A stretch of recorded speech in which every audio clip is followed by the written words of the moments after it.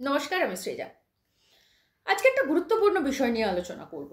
প্রতিদিনই আমি গুরুত্বপূর্ণ বিষয় নিয়ে আলোচনা করি, কিন্তু অন্যান্য দিনের আলোচনার সঙ্গে আজকের আলোচনার মূল পার্থক্য হচ্ছে অন্যদিন আমি রাজনৈতিক বিষয় নিয়ে আলোচনা করি, যেটার সঙ্গে সমাজ যুক্ত থাকে। আজকে আমি মূলত সামাজিক একটা সমস্যা নিয়ে আলোচনা করব, যেটার সঙ্গে রাজনীতি ওতপ্রোতভাবে জড়িত। তো কি সেই সমস্যা?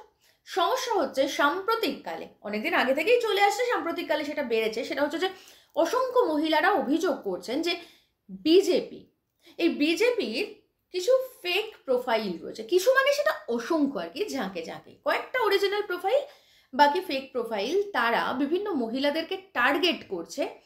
কোন মহিলাদেরকে? যারা বিরুদ্ধ মত পোষণ করছে আর কি, মানে রাজনৈতিক মত, তাদেরকে টার্গেট করে তাদের পোস্টে গিয়ে, তাদের কমেন্টে বা তাদেরকে ট্যাগ করে মানে অশ্লীল কথা বলছে। মানে সেটা কোনো ভদ্র সমাজের মানুষ এই ধরনের কথা বলে না। ওরা প্রকাশ্যে কমেন্টে যে ধরনের অশ্লীল কথা বলে। তো অসংখ্য মহিলা রয়েছেন, তারা খুব স্বাভাবিক, তারা ভদ্র সমাজে বাস করেন, তারা লজ্জা পেয়ে যাচ্ছেন, ভয় পেয়ে যাচ্ছেন, শাই হয়ে যাচ্ছেন। এরকম বিভিন্ন ইস্যু দেখা দিচ্ছে। আমাকে তো সারা দিন টার্গেট করে, আমি নেহাত এসব পাত্তা দিই না, কিন্তু সবাই তো আমার মতন হবেন না। অনেকেই তো ভাবতেই পারেন যে তাদের একটা সামাজিক সম্মান রয়েছে, তাদের একটা পারিবারিক সম্মান রয়েছে। আর এরা তো শুধু সেই ব্যক্তি আক্রমণটা করে না, সে তো সেই মহিলাটির পরিবারকেও আক্রমণ করে। বিশেষ করে এদের টার্গেট হচ্ছে মা। এদের কিন্তু বাবা টার্গেট নয়, এদের টার্গেট মা। আসলে এদের রাজনীতিটা যে পুরোটাই মনসংহিতার উপর দাঁড়িয়ে, এটাই তার তার প্রমাণ আর কি। মানে মহিলাদের প্রচণ্ডভাবে নোংরা কথা, অশ্লীল, মানে চরিত্র সম্পর্কে অশ্লীল কথা, তাদের বিভিন্ন অঙ্গ সম্পর্কে অশ্লীল কথা, এই সমস্ত এগুলো এদের নিত্য নৈমিত্তিক ব্যাপার। মানে মানে আপনারা নিশ্চয়ই এগুলো সম্পর্কে অবগত আছেন, তাও আমি বলে দিচ্ছি যে আপনারা দেখলে বুঝতে পারবেন এদের একটা পার্টিকুলার প্যাটার্ন আছে। মানে এরা একটা টার্গেট করে নেয়, করে নিয়ে ঝাঁকে ঝাঁকে ঝাঁকে ঝাঁকে ফেক প্রোফাইল থেকে আসতে থাকে। আর প্রত্যেকে কিন্তু একই কথা লেখে, খুব একটা ডিফারেন্স নেই। মানে মোটামুটি একটা এদিক ওদিক করে একই কথা লিখতে থাকে, একই ছবি শেয়ার করতে থাকে। তো এরকম একটা ব্যাপার। তো এটা নিয়ে মহিলাদের প্রচণ্ড একটা সমস্যা। তারা বারবার এরকম বলছেন যে এরকম হলে কিভাবে আমরা মতামতটা প্রকাশ করব। তো সেইটা নিয়েই আমরা আলোচনা করব যে বিজেপি বা আরএসএস সমর্থকরা কেন এটা করছেন।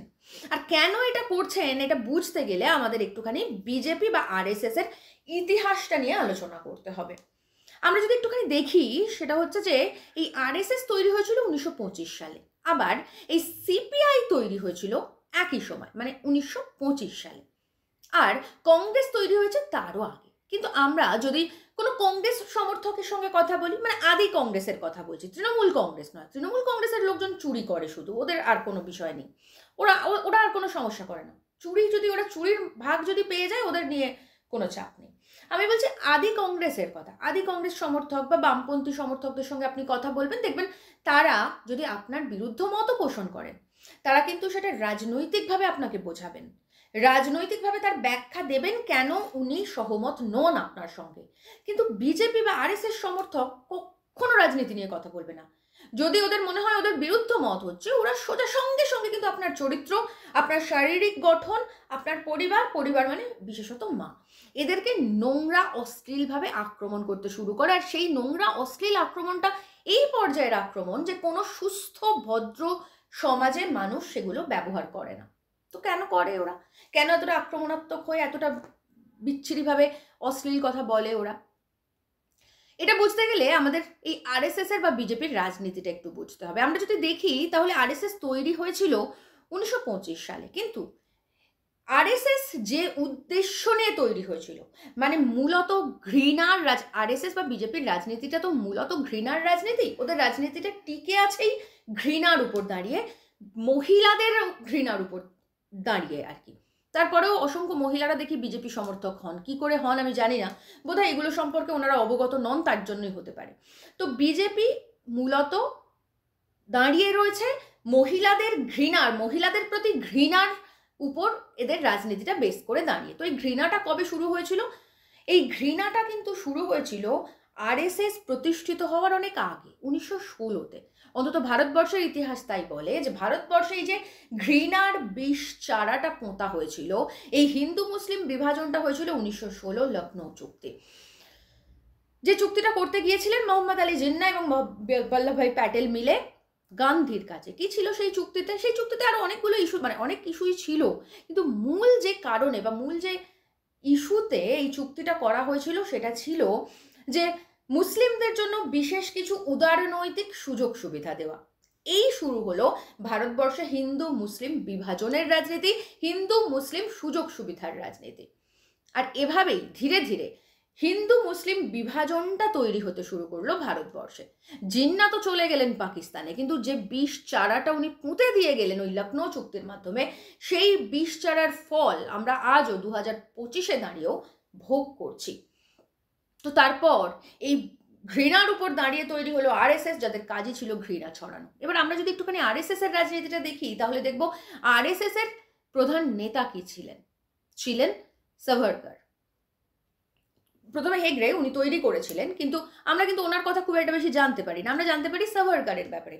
তো সাভারকার একটু প্রতিবাদ করলেন, করে আন্দামান জেলে গেলেন, কিন্তু জেলে গিয়ে বুঝলেন যে এটা ওনার আসল জায়গা নয়। তারপরেই উনি মোটামুটিভাবে ব্রিটিশদের 5-6খানা মুচলেখা লিখলেন, ব্রিটিশদের একটু পা ফা চাটলেন।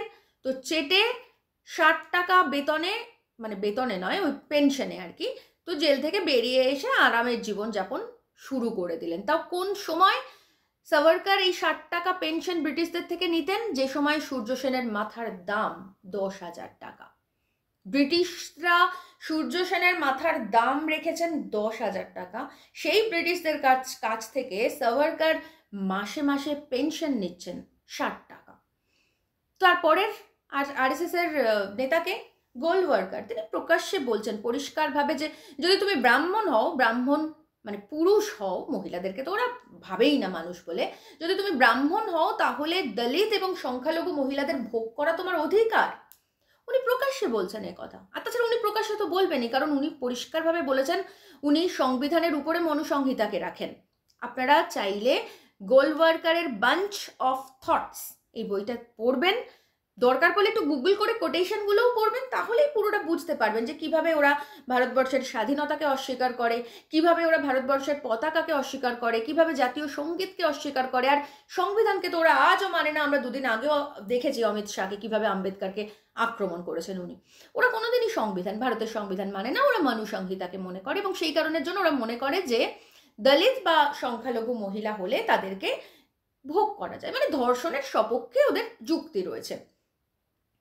তো এই হচ্ছে আরএসএস এর রাজনীতি। এরপরে আমরা যদি দেখি হিন্দু মহাসভা, মানে আরএসএস এর পরের জেনারেশনটা আর কি, হিন্দু মহাসভা এ রাজ্যে। তো হিন্দু মহাসভার তো বিগ শট হচ্ছেন শ্যামাপ্রসাদ মুখার্জি। তিনি হিন্দু মহাসভার বড় নেতা। কিন্তু নেতাজি সুভাষচন্দ্র বসু তিনি আবার এই শ্যামাপ্রসাদ মুখার্জি বা এই হিন্দু মহাসভাকে দু চোখে দেখতে পারতেন না, সহ্য করতে পারতেন না। তিনি পরিষ্কারভাবে তাঁর অনুগামীদের ইনস্ট্রাকশন দিয়েছিলেন হিন্দু মহাসভার কোনো সভা যদি অ্যারেঞ্জ হয়, যদি মঞ্চ বাঁধা হয়, তাহলে যেন সেই মঞ্চ ভেঙে দেওয়া হয়, এবং ভেঙে দেওয়া হয়েছে। সুভাষচন্দ্র বসু নিজে ভেঙেছেন বা তাঁর অনুগামীরা ভেঙেছেন, এরকম ভেঙে দেওয়া হয়েছে। কিন্তু এখন এই বিজেপি যেভাবে সুভাষচন্দ্র বসুকে আষ্টে পৃষ্ঠে জড়িয়ে ধরেছে, আমার তো মনে হচ্ছিল যে এই যে দিল্লি ভোট গেল সেখানে ক্যান্ডিডেট না করে দেয়, করেনি, সেটা ভালো, যাই হোক। তো এই যে বিগ শট আর কি, মহান নেতা হিন্দু মহাসভার শ্যামাপ্রসাদ মুখার্জি, এই শ্যামাপ্রসাদ মুখার্জি কি করছেন? এই শ্যামাপ্রসাদ মুখার্জি তিনি তো হিন্দু মহাসভার নেতা, তিনি মুসলিম বিরোধী। তারা মানে পুরো বিজেপি বা আরএসএস মুসলিম বিরোধী, তারা হিন্দু রাষ্ট্র চায়, এখনো চায়।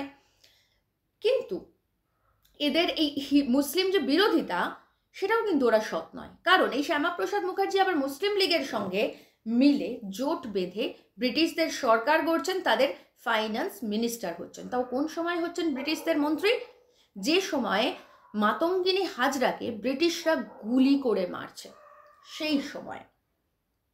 এই শ্যামাপ্রসাদ মুখার্জি, যিনি হিন্দু মহাসভার বিগ শট, তিনি হিন্দু কোড বিল আনার জন্য, মানে হিন্দু কোড বিল নিয়ে কথা বলার জন্য সরোজিনী নাইডুকে মঞ্চ থেকে নামিয়ে মঞ্চ ভেঙে দিয়েছিলেন। এই ঘটনা আমি আগেও একটা ভিডিওতে বলেছি আমার, যে হিন্দু কোড বিল কি ছিল সেটা ছিল যে বিবাহিত মহিলাদের পৈতৃক সম্পত্তিতে অধিকার, এইটুকু অধিকার এটা সহ্য করতে পারেনি শ্যামাপ্রসাদ মুখার্জি, এবং এই বিল নিয়ে আলোচনা করতে এসেছিলেন বলে সরোজিনী নাইডুকে মঞ্চ থেকে নেমে যেতে বাধ্য করেন, এবং সেই যে মঞ্চ সেটা ভাঙচুর করেন। শ্যামাপ্রসাদ মুখার্জি আরও কি করছেন? শ্যামাপ্রসাদ মুখার্জি বিদ্যাসাগরের দুজন স্টুডেন্ট যারা ইউনিয়ন জ্যাককে মানে ব্রিটিশদের পতাকাকে স্যালিউট করেনি বলে ব্রিটিশ পুলিশকে দিয়ে বেধড়ক মার খাওয়াচ্ছেন। শ্যামাপ্রসাদ মুখার্জি আরও কি করছেন? শ্যামাপ্রসাদ মুখার্জি তিনি বাংলা রাষ্ট্র হতে দিচ্ছেন না। আজকাল দেখি আমি যে বিজেপি নাকি শেয়ার করে যে বাংলা তৈরি করেছে শ্যামাপ্রসাদ মুখার্জি। আসলে বাংলা রাষ্ট্রের একটা প্রস্তাবনা দেওয়া হয়েছিল, বলা হয়েছিল যে কৃষক প্রজাপার্টির তরফ থেকে এই প্রস্তাবনা দেওয়া হয়েছিল, মানে সেখানে ফজলুল হক ছিলেন, সেখানে নেতাজির দাদা শরৎ বোস ছিলেন, এনারা ছিলেন আর কি। ওনারা বলেছিলেন বাংলাদেশ আর পশ্চিমবঙ্গ মিলে একটা বাংলা রাষ্ট্র তৈরি হবে। কিন্তু এই শ্যামাপ্রসাদ মুখার্জি এই মুসলিমদের অধীনে থাকবেন না বলে সেই বাংলা রাষ্ট্র হতে দিলেন না। তো এই হচ্ছে টোটাল, আরও অসংখ্য রয়েছে, আমি এইটুকু সময়ের মধ্যে এর থেকে বেশি তো বলতে পারবো না, তাই অল্প কিছুই বললাম। তো এই হচ্ছে শ্যামাপ্রসাদ মুখার্জির রাজনীতি। এরপর পরবর্তীতে আমরা জানি 1980-তে বিজেপি এলো এবং সেখানেও আমরা এটাও জানি যে বাজপেয়ীজি যিনি প্রধানমন্ত্রী ছিলেন একটা সময়, এই বাজপেয়ীর বিরুদ্ধে কিন্তু একাধিক অভিযোগ ছিল বিপ্লবীদের, ভারতের স্বাধীনতা সংগ্রামীদের ধরিয়ে দেওয়া। আমরা তো আরএসএস এর আরো একটা গুরুত্বপূর্ণ ভূমিকা বলছিই না, সেটা হচ্ছে যে ভগৎ সিংকে যাতে ফাঁসি হয় ভগৎ সিং এর, তার জন্য আইনি মানে যে লড়াই মানে উকিল সেটা ছিল আরএসএস এর একজন উকিল, আর ভগৎ সিংকে ফাঁসির হাত থেকে বাঁচানোর জন্য লড়াই করেছিলেন একজন মুসলিম উকিল। তো এই বাজপেয়ীজির বিরুদ্ধেও অভিযোগ ছিল যে উনি নাকি ধরিয়ে দিতে চেয়েছেন স্বাধীনতা সংগ্রামীদের খবর ব্রিটিশদের দিয়ে দিতে চেয়েছেন। এটা কিন্তু অভিযোগ, এটা কোনো প্রমাণ আমার কাছে এখনো পর্যন্ত নেই। যদি কখনো আসে আমি খোঁজ করছি, যদি আসে আমি নিশ্চয়ই দেব। তো এই হচ্ছে বিষয়। বাজপেয়ী মানে যতক্ষণ প্রধানমন্ত্রী হয়েছে বা মোদির আগে বিজেপি যখনই ক্ষমতায় এসে তখনই পাকিস্তানের সঙ্গে যুদ্ধ হয়েছে, তারপরে আমরা দেখেছি যে কান্দাহার কাণ্ড ঘটেছে, মোদিজিও প্রথম ক্ষমতায় এসে বালাকোটের 4টে কাক মেরেছেন, এইসব মানে ইন্ডিয়া পাকিস্তান আর কি, মানে মুসলিম বিদ্বেষ, এটাকে জাগিয়ে রাখতে হবে। তো হয় মহিলাদের প্রতি, নয় মুসলিম, নয় পাকিস্তানের প্রতি, এখন বাংলাদেশের প্রতি। তো এই ঘৃণার রাজনীতি করে বিজেপি বা আরএসএস। আর এই বিজেপি বা মানে আরএসএস এর রাজনৈতিক ইতিহাসটা এতটাই কদর্য যে সম্ভব নয় ওদের পক্ষে রাজনীতি নিয়ে কথা বলা। সেই কারণের জন্য ওরা ব্যক্তিগত আক্রমণে বারবার চলে যায়। কিন্তু মাথায় রাখবেন একটা কথা, এই যে বুর্জোয়া শক্তি, এই যে ফ্যাসিবাদী শক্তি, তারা কিন্তু খুব বেশি মাথা তুলে দাঁড়াতে পারে না। হয়তো দাঁড়ায় কিছুদিনের জন্য, কিন্তু আমরা দেখেছি কিভাবে ফ্যাসিবাদী শক্তি বাংকারে ঢুকে আত্মহত্যা করেছে। আমরা দেখেছি কিভাবে ফ্যাসিবাদী শক্তিকে উল্টো করে ঝুলিয়ে মেরেছে সাধারণ মানুষ। আমরা দেখেছি হাসিনা লক্ষ লক্ষ ভোটে জিতে কিভাবে এখন ভারতে দিল্লিতে লুকিয়ে বসে আছে। তার উল্টো দিকে আমরা কি দেখেছি?